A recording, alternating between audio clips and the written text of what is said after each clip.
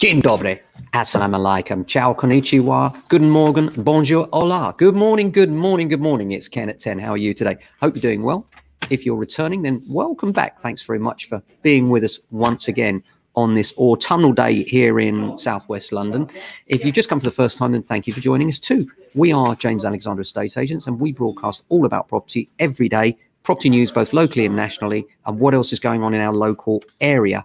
What's going on with you today? How are you? Are you well? Do comment. We like to know that you're there. Few things in the headlines today. As usual, we've got some headlines about UK house prices because I know you let those up. You love to know what extra value you've added to your house this week or day or hour or minute even. Property values in the UK have increased by 10.6% over the year to August 2021, up from 8.5% in July, according to the Office for National Statistics. The average house price was £264,000 in August 2021. That's £25,000 higher than the same time last year.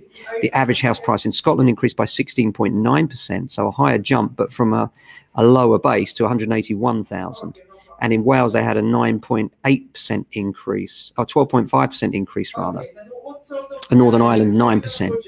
Although the stamp duty savings which artificially inflated the market may have disappeared, there is still a shortage of supply, and looming interest rate rises are likely to continue to spur buyers. Jamie Durham, economist at PwC, said, looking ahead, we expect that house price growth will remain relatively buoyant, but likely at a slower rate than we've seen over the past few months. And this is what we've been saying for a long time, isn't it? That there's still business out there to be done, and there are still people out there that need to sell, but there are less people moving. A lot of people brought forward that moving decision because of the stamp duty discount. Now, that stamp duty discount was not the reason for the boom.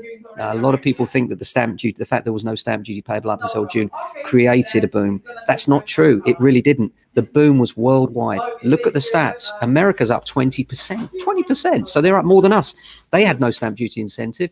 It was about the pandemic and people's changing circumstances. Many people changed their lifestyles, decided to move to different areas, decided, that life is short. I think in many ways, it was a good, long, hard look in the mirror, wasn't it, the pandemic? And for many of us, we decided that, let's get this done now, whatever it is, the move to the country, the fact that we can now Zoom commute, all sorts of other reasons. But it wasn't just about the stamp duty deadline. London's unexpected post-pandemic hotspots have been revealed. And this is a report by Savills reported in the Evening Standard today. A new breed of London property hotspots has emerged in the wake of COVID, they say, a new study has revealed. The report by Savills showed that since July 2020, the number of sales agreed in London has consistently been above normal levels. In the 1 million plus market, sales have risen 46% above average. And the report found that house sales accounted for 80% of the total money spent on property between June 20 to 21. And demand was particularly strong for urban villages. That's the posh bits. Wimbledon, Chiswick, Richmond. Buyers rang up £1 billion worth of sales in two boroughs last year, Wandsworth and Richmond. And the price of properties with 5 or more bedrooms in prime southwest and West London was up 7.3%. That's interesting because across London, it was a much more modest 2.4%. So it's clear that the prestige end of the market is quite different from the lower end of the market across London. And house hunters leaving London, where are they going? Where's everybody going? That's always a question, isn't it? And there's an article in the Metro that says that Sevenoaks in Kent has become the recipient of many of those commuters. And Glyn Amos of an estate agency, Humbert's, comments, the entry point is about £200,000 for a one-bed flat and £500,000 for a decent three-bedroom house. And the premium addresses are private Kippington Road near the station and Wilderness Avenue, which has even bigger plots. House prices in Sevenoaks have risen by 10 to 12% since the start of the pandemic. Article in the Daily Mail today as well about green mortgages. You're probably hearing a lot about this, ground source heat pumps. This is where we have different forms of energy efficient heating that we're going to be forced to move into, in some respects, actually forced by the looks of things, because mortgagees are going to be forced to do things about low energy efficiency properties, and that may involve not granting mortgages on them. So it could be a huge problem. And there's an article saying that they could be the next cladding scandal. And I understand why. I mean, the problem is that they're giving a 5,000 grant. In many cases, these heat pumps can cost up to 15,000. They're not even very efficient. If your house isn't very well insulated, in fact, they won't even work for you. So, it really is an issue because they don't heat at as high a level as a central heating boiler, gas boiler would. So You know, that's one of the problems. Ground source heat pumps are great. This is where you dig down and then the water is drawn up from a long way below ground. Because it's so far below ground, the water reaches a temperature above zero, so that when it heats through the boiler, it doesn't have to get those first few degrees of heat into it. Problem? Well, you need a lot of land to put all these pipes, and it's expensive to dig down and place them there in the first place, meaning that the cost of the efficiency is much greater than the financial return. The return in terms of carbon, that's another issue, and that's what the government are worried about, of course. Notice something else in The Guardian today as well. A rehousing campaign launching to help the victims of crime. Don't think about this, but the whole county lines thing has led to a whole kind of load of victims, if you will, of the situation. And data obtained through the Freedom of Information request reveals some 26,500 people, that's a lot of people, approached their local authorities due to their concern that they may become homeless, citing threats of violence from criminal gangs and involvement in organised crime.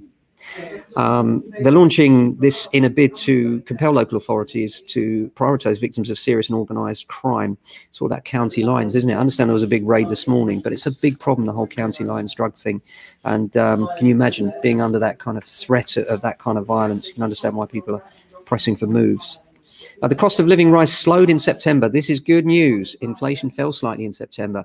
That's very good news, because we do want inflation to peel back a bit, because if it doesn't peel back a bit, we will be looking at higher interest rate rises. We're probably looking at small rises anyway. I don't think they're going to be massive, but there will be rises coming. And if inflation goes up further, then this could be more of a problem. Now, a neighbour has complained over a shipping container. Think you've got bad neighbours? Imagine this as your next door neighbour. Look at that. See that shipping container there? Wow. Imagine that as your neighbour. You look out and there's a shipping container the size of the back garden in their back garden. How would you feel? Well, suffice to say, they're not very happy about it, as you can imagine. A woman has complained to Hull City Council after her neighbour had this 19-foot shipping container craned into his back garden, blocking sunlight from reaching her home. A spokesman from Hull commented, the council that is, following a service request from the resident, investigations were undertaken regarding the smoke and also planning controls relating to the container. Upon confirming the results, the council made several attempts to contact the resident. However, calls and letters were left unanswered.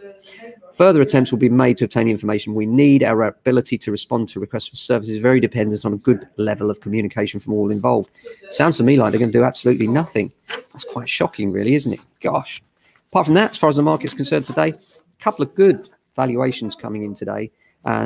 Got to see someone from the local residents association, which is always a good thing to do. We're still pursuing, obviously, as some of you may know, our appeal for the Liberty Food Bank, and we'd love it if you could contribute to that and help us in some way. Just the awareness alone. Actually, Jan emailed yesterday and said thank you so much, because what we've actually done is we've raised awareness of the food bank, and already they've had more offers of help. They've had more donations, and you know, it's about awareness as much as anything else. We had over 20 shares on that video, the interview with Jan, which you'll find under Isolation Inspiration, whatever channel you're looking on, if you look back on some previous videos. And she's a lovely lady, and it's actually their pastor who actually does the cooking as well. Once a week, he rolls up his sleeves. He's a trained chef as well as a pastor, and basically the pastor makes the pasta. What about that? And every Wednesday, he literally rolls up his sleeves and makes meals for the homeless, which for the needy rather than the homeless. Well, both actually in reality. And our appeal is to try and get Christmas hampers to those that are most in need. You know, holiday hampers. It's not really about the religious season. It's more about, can we create some joy in families that have very little to celebrate in terms of their financial position, and they're struggling. And, you know, one of the things about the pandemic is that it's certainly created a widening in society of the haves and the have-nots. And those at the very bottom of the scale, those are struggling to feed themselves. Is there a better cause than that? I don't think so. So therefore, you know, I doff my cap to Jan and everyone at the Liberty Food Bank, and we hope that you'll help us support them. We've got about a month. We're looking to raise £3,000. We've only raised 20 so far. Come on, guys, help us out. But yeah, thank you for all your shares and likes and comments, because that's what helps to get the word out there as well. It's, you know, not just about the money. It really is about getting them to a broader public, so to speak. So that's it for today. Tomorrow, we've got the podcast going out. And the podcast tomorrow, we've got Ash Oberoi, and he's from the Housing and Property Law Partnership, and he'll be talking all about leases. He's a specialist. Their company, and Ash specifically, is the guy we go to when we need to extend leases, defend one of our leaseholders against aggressive tactics from freeholders, and get general advice on the whole leasehold situation, what's going on with the Commonhold Reform Act, where we're at, how long that's going to take, should people wait, should they extend, what is a short lease, what is a long lease. We're going to try and go through quite a lot of that in the podcast. That's a good thing about the podcast. It can be a longer form thing, and you can take us with you in the car. Just load it up, get it on iTunes, Amazon, Spotify, wherever you're listening. Look for the Property Buyer and Sellers Podcast. We try and record weekly wherever possible.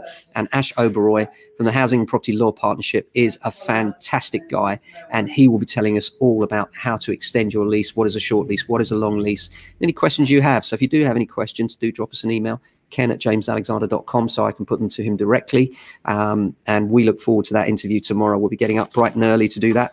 8 a.m. sharp. We'll be talking directly, and then we'll be putting that out sometime in the afternoon. Usually sometimes takes a while depending on what platform you're listening on. So certainly I would expect you to see it by Saturday afternoon at the very latest on whatever platform you're listening on.